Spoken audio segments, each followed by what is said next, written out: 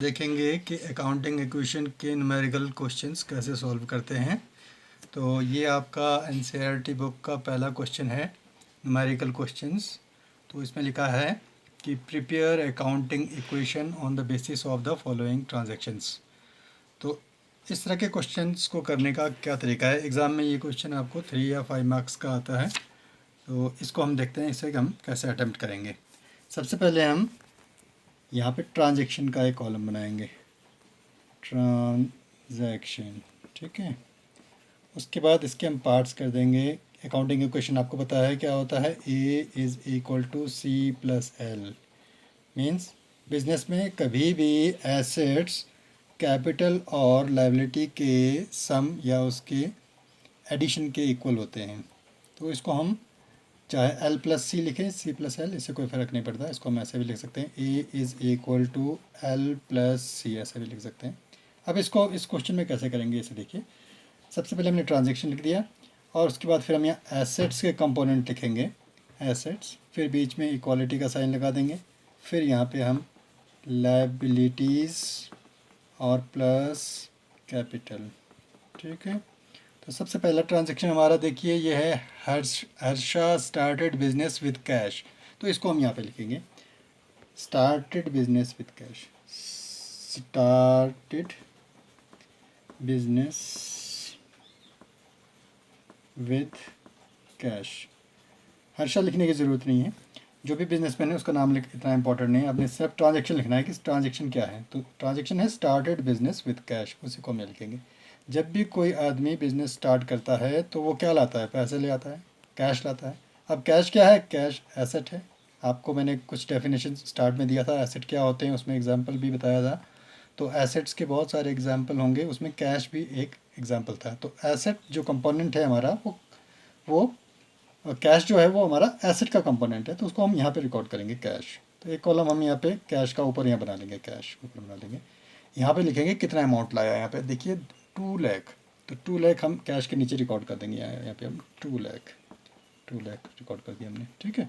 अब क्या होता है, जैसे ही वो कैश लाया तो बिजनेस में कैपिटल भी 2 लाख का आ जाएगा। मतलब बिजनेस जो है वो बिजनेसमैन का एक किस्म से डेटर बन गया, या दूसरे वर्ड्स में कहें तो जो बिजनेसमैन है वो बिजनेस का क्रेडिटर बन गया। आपने बिजनेस एंटिटी कंसेप्ट पढ़ा था, उसमें हमने कहा था कि बिजनेस और बिजनेसमैन दोनों अलग अलग चीज़ें हैं। यानी कि बिजनेस एक अलग चीज़ है और बिजनेसमैन जो है वो अलग चीज़ है, दोनों का अलग अलग एग्जिस्टेंस है। इसको हम बिजनेस एंटिटी कंसेप्ट कहते हैं।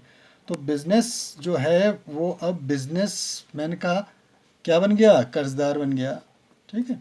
तो इसको हम कहाँ रिकॉर्ड करेंगे, और कर्ज क्या होती है, लायबिलिटी होती है। तो बिजनेस की लायबिलिटी है, तो लायबिलिटी को हम 2 पार्ट्स में बांटते हैं, एक लायबिलिटी अदर देन बिजनेसमैन और लायबिलिटी टुवार्ड्स बिजनेसमैन। जो बिजनेसमैन के प्रति लायबिलिटी होती है उसको हम कैपिटल कहते हैं। तो इसको हम कैपिटल में रिकॉर्ड करेंगे। तो इस 2 लाख को हम यहाँ पे रिकॉर्ड करेंगे, ठीक है। तो ये इक्वेशन आपका कंप्लीट हो गया। 2 lakh is equal to 2 lakh, यानी कि left hand side is equal to right hand side. Equation में ऐसा ही होता है कि लेफ्ट हैंड साइड और राइट हैंड साइड दोनों साइड इक्वल होते हैं।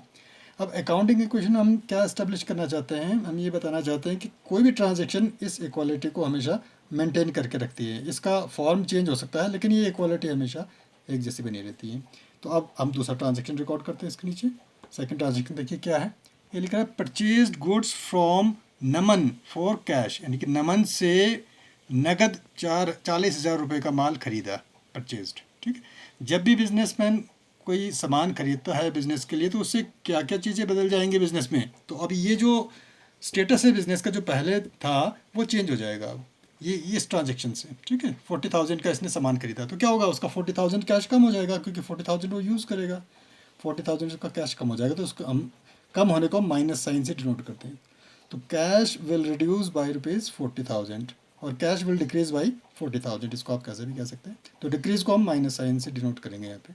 तो पहले हम यहाँ पे लिख लेंगे परचेज गुड्स फॉर कैश, यहाँ पे लिखेंगे हम परचेज्ड गुड्स फॉर कैश, ठीक है। अब आदमी का नाम लिखने की इसमें ज़रूरत नहीं कि किससे खरीदा। जब हम कैश खरीदते हैं तो जो पर्सन होता है जिससे हम सामान खरीदते हैं वो हमारे लिए इमटेरियल है, उसका नाम लिखने की ज़रूरत नहीं है। लेकिन अगर हम उधार खरीदते हैं तब हम उस आदमी का नाम यहाँ पे रिकॉर्ड करेंगे, ठीक है। तो ये आदमी का नाम मैंने नहीं लिखा, purchase goods for cash. 40,000 cash कम हो जाएगा, लेकिन साथ में क्या होगा, गुड्स बिजनेस में आ जाएगा। अब गुड्स क्या है, गुड्स आपको मैंने बताया था, जब मैंने एसेट्स के एग्जांपल बताया था तो उसमें मैंने गुड्स भी एक एग्जांपल बताया था एसेट का। तो गुड्स एक एसेट का कंपोनेंट है, तो एक दूसरा कंपोनेंट एसेट का बिजनेस में अराइज हो जाएगा, गुड्स। गुड्स को कहते हैं उस सामान को जिसमें बिजनेसमैन डील करता है, वो गुड्स है। तो गुड्स कितने का आ गया, 40,000 का आ गया यानी कि बढ़ गया, इंक्रीज हो गया, उसको हम प्लस साइन से नोट करेंगे, 40,000। ठीक है। बाकी इस तरफ जो कंपोनेंट है उसमें कोई चेंज नहीं आया, लाइबिलिटी ऊपर भी कुछ नहीं था, अभी भी कुछ नहीं है, प्लस और कैपिटल पे इस ट्रांजेक्शन का कोई इफेक्ट नहीं है, तो कैपिटल एज इट इज़ ही रहेगा, जैसा कि पहले था, इसको हम वैसा का वैसा रिकॉर्ड कर देंगे। ठीक है। कैपिटल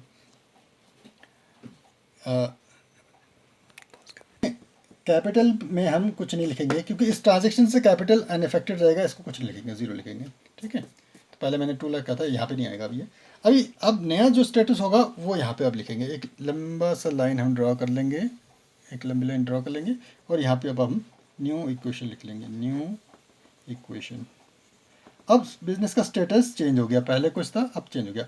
पहले 2 लाख रुपया इसके पास कैश था, अब 40,000 उसने खर्च कर दिए सामान खरीदने के लिए, गुड्स खरीदने के लिए।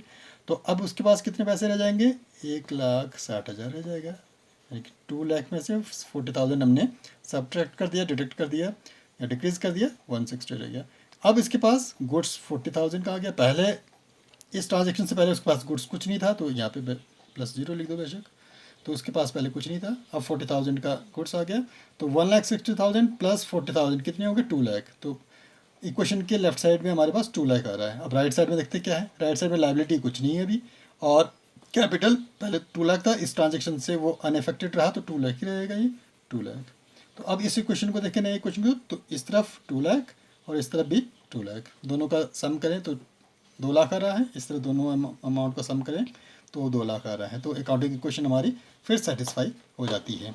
तो हम कहना क्या चाह रहे हैं कि कोई भी ट्रांजेक्शन हमारे इस इक्वेशन की जो इक्विटी है उसको चेंज नहीं करती है। अब तीसरा एग्जांपल लेते हैं, थर्ड ट्रांजेक्शन लेते हैं। तो देखिए थर्ड ट्रांजेक्शन क्या करा, sold goods to Bhanu costing ₹10,000 for ₹12,000। इसका मतलब क्या हुआ कि उसने भानु नाम के किसी कस्टमर को 10,000 रुपये का माल बेचा है, और कितने में बेचा है, उसे 12,000 में बेचा है। ठीक है। अब ये नगद बेचा है या उधार बेचा है, इसमें कुछ नहीं कहा है, सोल्ड गुड्स टू भानु।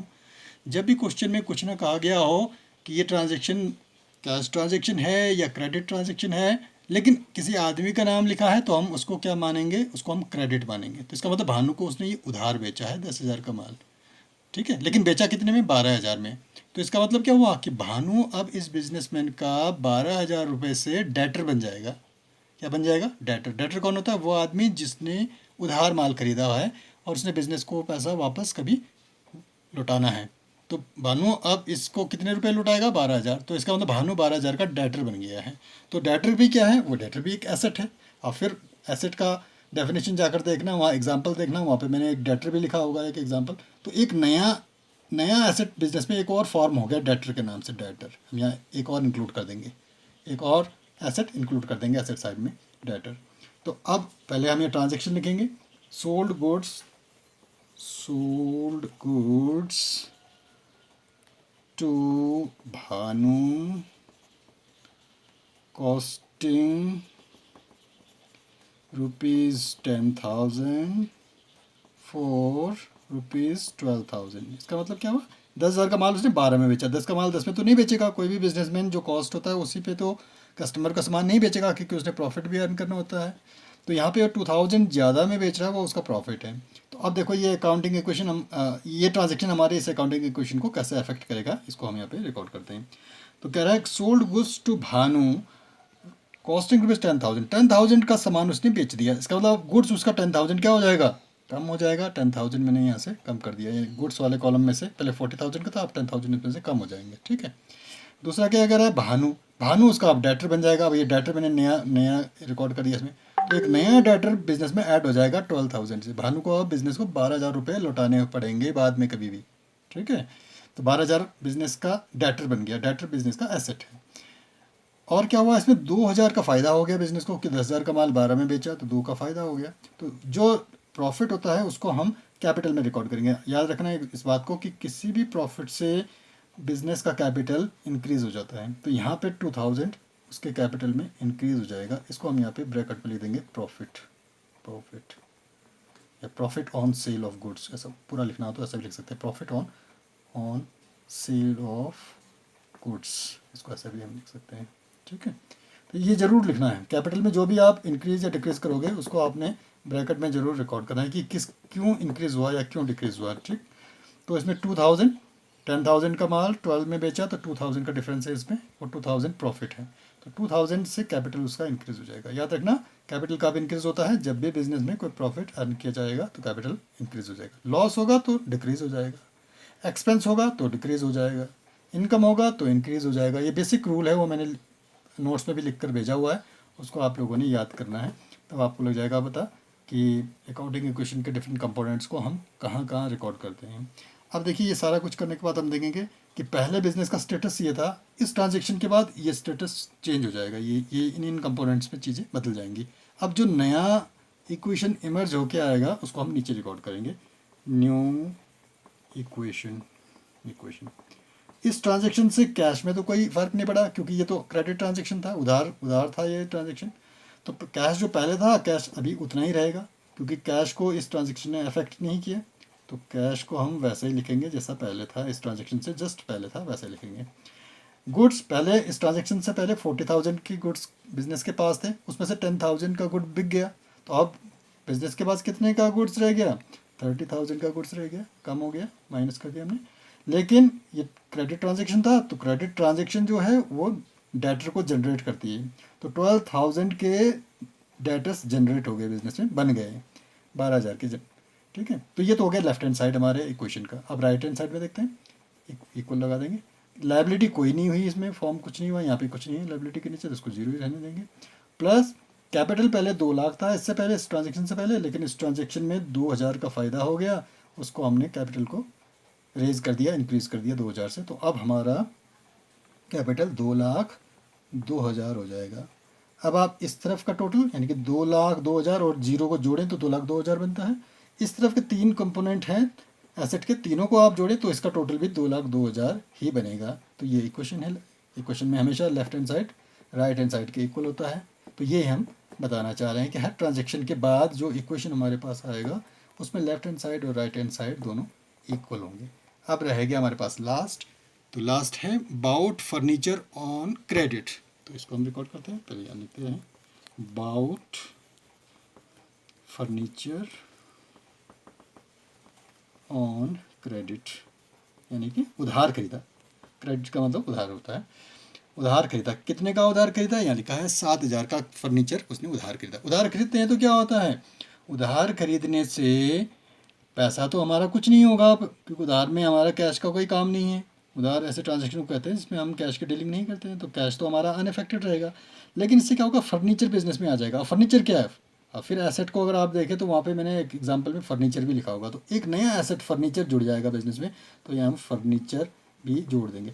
जब भी आप अकाउंटिंग के क्वेश्चन करें तो पहले ये प्रोविजन थोड़ा ज़्यादा रख लेना एसेट साइड में, क्योंकि एसेट साइड में हमारे पास ज़्यादा कंपोनेंट बन जाते हैं, तो इस तरफ थोड़ा ज़्यादा स्पेस रख लेना, इनके लिए थोड़ा कम स्पेस रखना, तब तुम्हारा क्वेश्चन जो है सॉल्व करने पर अच्छा दिखाई देगा। अब मैंने तो इकट्ठा कर दिया, थोड़ा हौच पौच हो गया यहाँ पे, जब भी क्वेश्चन को करोगे तो थोड़ा साफ़ सफाई से करना होता है। ठीक है, फर्नीचर नहीं आ गया, तो बाकी चीज़ें कुछ इससे इफेक्ट नहीं हुई।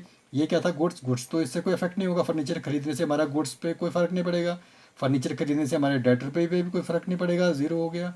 लेकिन फर्नीचर खरीदने से हमारा फर्नीचर इंक्रीज़ हो जाएगा, तो इंक्रीज़ को हम प्लस साइन से शो करते हैं, तो प्लस कितने का खरीदा था, 7,000 का, तो 7,000 हम यहाँ पे रिकॉर्ड कर देंगे, फर्नीचर कॉलम के नीचे 7,000 लिख देंगे। और इस तरफ, अब इस तरफ क्या हुआ कि जो जिससे हमने ख़रीदा फर्नीचर उधार, उसको कभी ना कभी तो हमें पैसे देने पड़ेंगे, और कोई भी ऐसा आदमी जिसको हमने फ्यूचर में पैसे देने होते हैं वो हमारी लाइबिलिटी होती है, और इस लाइबिलिटी को हम किस नाम से पुकारते हैं, इसको हम क्रेडिटर कहते हैं। तो ये अब लाइबिलिटी के नीचे हम एक कंपोनेंट ऐड कर देंगे, क्रेडिटर, क्रेडिटर। तो क्रेडिटर फॉर्म हो जाएंगे बिजनेस में 7,000 से, 7,000 को हम यहाँ रिकॉर्ड कर देंगे 7,000। ठीक है, इस ट्रांजेक्शन से क्या दो बातें होंगी, एक फर्नीचर ऐड हो जाएगा बिजनेस में और एक क्रेडिटर ऐड हो जाएंगे, बन जाएंगे, कुछ भी बोल दीजिए इसको। बाकी कैपिटल पे इस ट्रांजेक्शन का कोई असर नहीं पड़ेगा, इसको जीरो लिख देंगे। अब इसके बाद